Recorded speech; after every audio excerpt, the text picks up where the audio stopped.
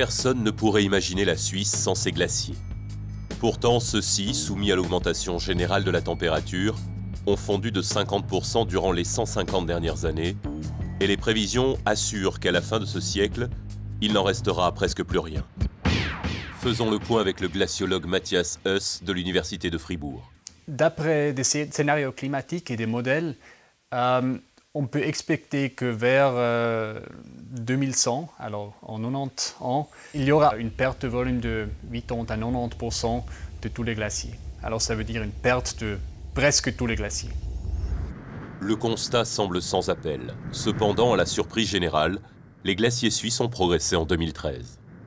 Entre 2003 et 2012, il y avait chaque année une perte moyenne de à peu près 1 mètre de glace, partout sur les glaciers. Ça veut dire l'épaisseur des glaciers partout a été réduite par à peu près 1 mètre. Et cette année, c'était beaucoup moins. Ça veut dire qu'il y avait certains glaciers qui ont eu une accumulation, alors une augmentation d'épaisseur d'à peu près 10 cm. Et ça, c'était vraiment intéressant cette année parce qu'en mai, en juin, c'était froid et avec beaucoup de neige. Et ça a protégé les glaciers pour une grande partie de l'été. Alors est-ce que ce répit dans la fonte des glaciers annonce un renversement de tendance? Depuis 1850, il y avait un recul des glaciers qui était assez linéaire, mais il y avait des courtes périodes avec des avancées des glaciers, des vraiment courtes périodes.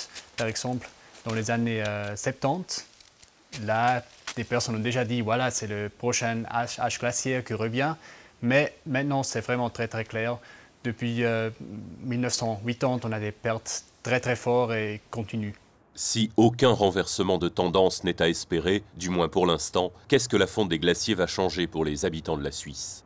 Alors les glaciers, normalement, prennent de l'eau en hiver et ils nous mettent de l'eau additionnelle en été, quand il nous faut de l'eau. Mais si les glaciers sont disparus, on n'a plus ce rôle équilibrant des glaciers et là, on pourrait avoir des problèmes.